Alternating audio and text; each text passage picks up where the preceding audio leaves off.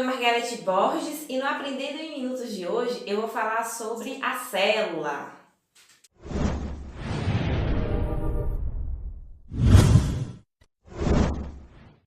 Para você que já está acostumado a assistir às aulas de Direito, artigo 5º da Constituição, eu vou começar uma série nova agora falando sobre citologia, noções de citologia. Cito significa célula e logia estudo, então estudo da célula, E célula, significa pequena célula. A célula ela foi estudada inicialmente em 1665 pelo inglês Robert Hooke, não sei se é assim que pronuncia. Em momentos posteriores, os pesquisadores eles perceberam que todos os seres vivos eles eram formados por células. E daí se construiu aqui a teoria celular. A teoria celular diz o seguinte, que todos os organismos eles são formados por várias células. Então, um aglomerado de células vai formar ali um organismo e os organismos vão formar seres.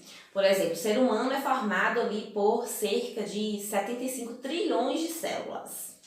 A célula nada mais é do que a menor unidade funcional de um organismo, de um ser vivo. Uma outra questão que essa teoria celular diz é que uma célula ela é criada a partir de uma célula já pré-existente. Uma célula que existe, ela se divide para formar outras células. Agora vamos falar sobre as estruturas e as funções da célula. Antes de nós falarmos sobre as estruturas e as funções da célula, é importante lembrar que há dois tipos de célula. As células eucariontes, esse aqui é um exemplo de uma célula eucarionte. As células eucariontes é o que formam aqui, os seres humanos, os animais, os vegetais. E nós temos também as células procariontes. As células procariontes, nós temos como, por exemplo, as bactérias, as algas azuis, enfim. Falando aqui sobre a célula eucarionte, de maneira geral, a célula tem três estruturas. Nós temos a membrana plasmática, que é isso daqui tudinho que envolve ela.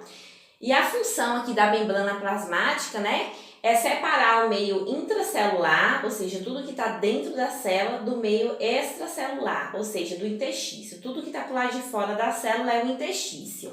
A célula, nós temos essa estrutura aqui, que são microtúbulos, Esses microtúbulos, esses microfilamentos e filamentos, eles vão formar o que nós chamamos de citoesqueleto, É como se fossem os ossos, da célula. Ele que vai dar essa forma aqui arredondada da célula. Lembrando que não são todas as células que têm esse formato, de ser redonda. Nós temos células em formato de estrela, por exemplo, os neurônios, eles têm uma característica parecida com estrela, entre outros formatos. Depois, da membrana plasmática, desse citoesqueleto, nós temos tudo isso daqui, que nós chamamos de citoplasma. O citoplasma, ele é constituído, por água, só que essa água presente aqui no citoplasma, ela recebe o nome de hialoplasma ou citosol. E dentro desse citoplasma, nós temos todas essas organelas. Essas organelas é como se fossem pequenos setores, que cada um vai fazer uma função e isso que vai manter a célula viva. Depois nós temos o núcleo. O núcleo é toda essa estrutura que está aqui dentro.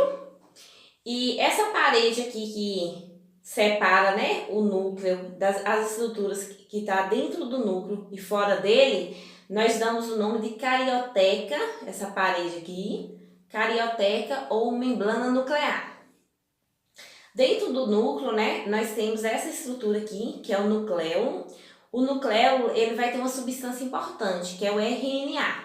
O RNA, ele tem papel importante, na produção de proteínas. Essa outra estrutura aqui é uma fita, É como se fosse esse fio.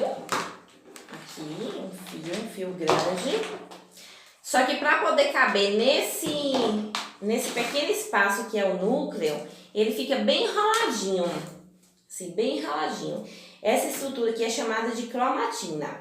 E aqui na cromatina, ela vai ter uma substância importante, que é o DNA. Nós sabemos que o DNA é onde fica todas as nossas informações, A cor dos nossos olhos, se o cabelo é liso, cacheado, a nossa altura, enfim. Toda a informação genética, ela fica presente no DNA, que fica aqui nessa estrutura chamada cromatina.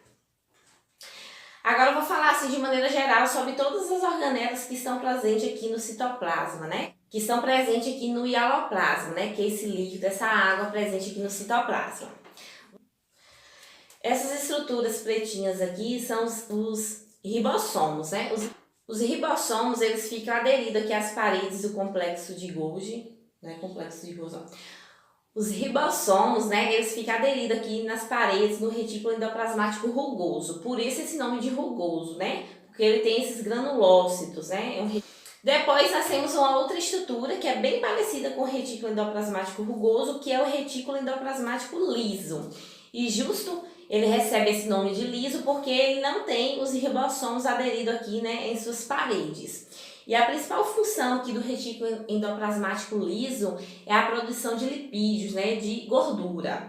Essa produção de gordura é importante porque é ela que vai formar essa membrana plasmática, né, da célula, porque essa membrana plasmática aqui, a membrana celular, ela é responsável, essa membrana celular ou membrana plasmática é formada por uma bicamada lipídica. Em aulas futuras, né, eu vou falar exclusivamente sobre a membrana plasmática, mas aqui só uma função geral, né? E essa membrana plasmática, além de separar o meio interno da célula com o interstício, ela é responsável pela permeabilidade seletiva, ou seja, a membrana plasmática é o que vai fazer, né, a seleção do que pode ou não entrar na célula, ou do que deve sair da célula. Então, ela tem essa função de permeabilidade seletiva. Mas voltando aqui para o retículo endoplasmático liso, sua função, né, é de produzir gordura, lipídios. O retículo endoplasmático liso, ele fica muito presente ali no fígado, né? Essa organela aqui são as mitocôndrias. As mitocôndrias, elas são responsáveis por produzir energia, né? É ela que vai dar energia para que a célula continue funcionando.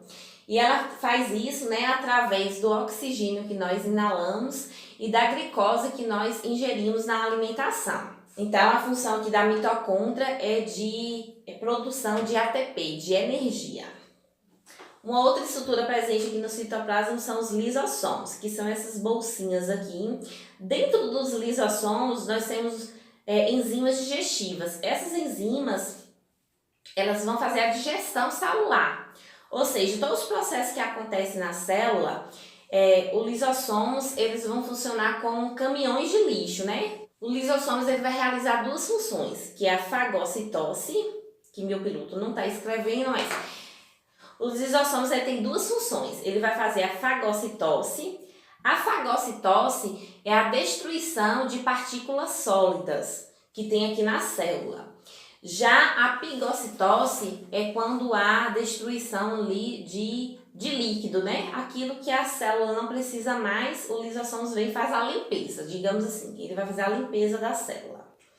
Nós temos também essas estruturas aqui que são as vesículas.